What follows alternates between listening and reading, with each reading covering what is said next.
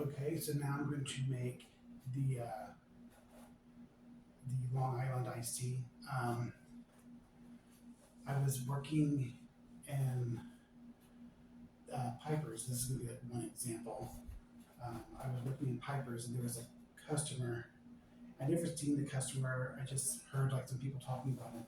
Like, oh, this guy had like four of these drinks, and he's sick and just can't like stand. And I'm like, this is how you make the drink. This comes back to me all the time about how people can't handle this drink, or they just hear that there's a lot of liquor in it, and they have like their um, own opinions of it before they even have it. So I mean, if you can handle like a vodka soda, this is a little bit stronger than that, and the only reason why it's a little bit stronger than that is because it's kind of hard to count the pour because you're pouring them all at once.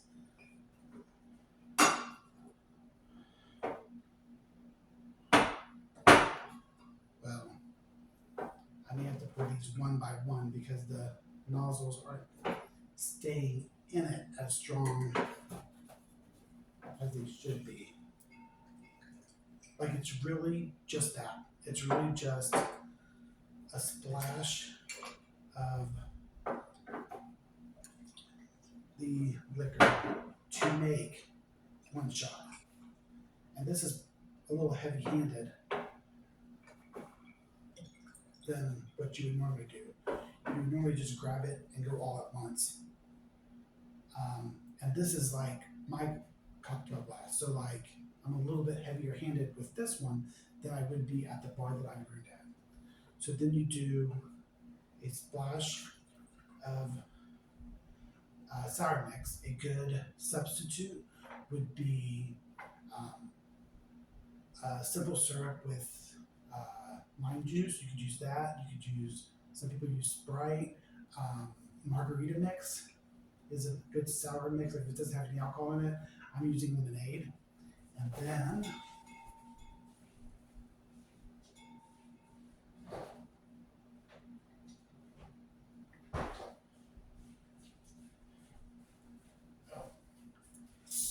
a splash of Coca-Cola. Cocaine. A splash of Coca-Cola.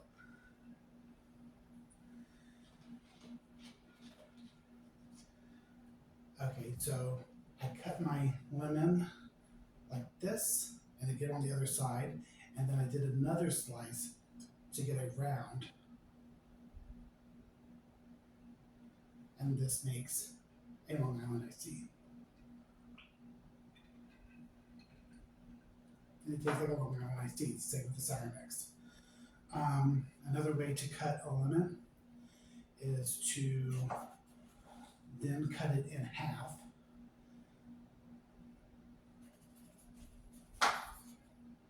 and make a little wedge like that. I've said before that this is an ice machine, but in some bars, they have an ice trough on the bottom, so they don't really need that. This can also be used as a trash can. I'll show you how to make a few more drinks a little bit later. Um, I think it's important for me to show you these drinks because, like, I do feel like my time is kind of like running out. Um, for example, I said that I had 20 years of education, and none of that suited me for the bar. So, like, everything that I learned there didn't matter when I got into the bar. When I got into the bar, it was a lot of experience that I learned. When I got my license, um, it was my license or it was my learner's permit. I had a friend come with me, and like 20 years of education. I'm learning how to drive. I go to get my everything taken, and the lady behind the to get my picture taken had like a little animal or something. It was like smile, smile, like this, and I look at my friend who's standing out in the hall, and she just happened to be there, and she was like, "Yeah, Randy, you worked really hard for this. Um, you should smile." Like, I mean, just made it like just kind of glossed over what was going on, and I went back to normal. I was like, what is going on? From like, what is she doing to, um, okay, I'm back to normal, and I smiled and I wound up getting my license. And I'm like, is it going to be something like this that's going to trip me up? Because learning how to, like, learning about alcohol and then getting into this business, I've never had to use this information again. Like, I went to be a flight attendant, and I did not realize there's a 10-year expiration date on what you, on my opportunity to travel. So I went for my interview. I met this lady. She said, "We think you'd be great."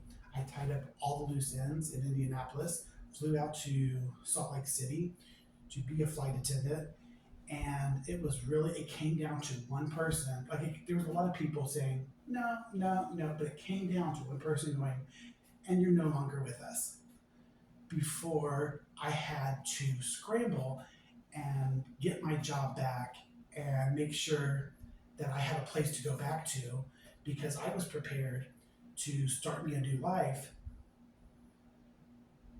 in the traveling industry, and then all that was taken away. And then 10 years later, I'm looking at the people going, I don't, like, do I need my passport? Like, I don't even, I'm fighting to keep a passport, and I'm not even using it. And I'm in the same situation with my license. I'm like,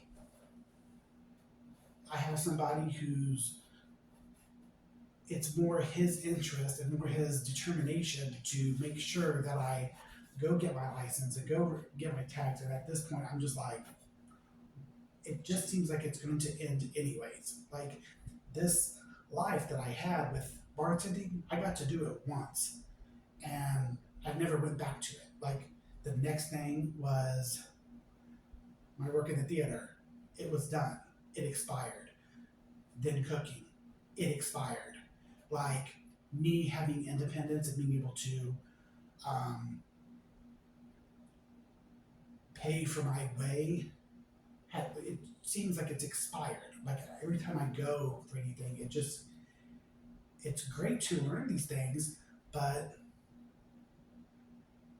for what? Like, there's no end result. But I mean, I still think that it's important to know these things, because it's better to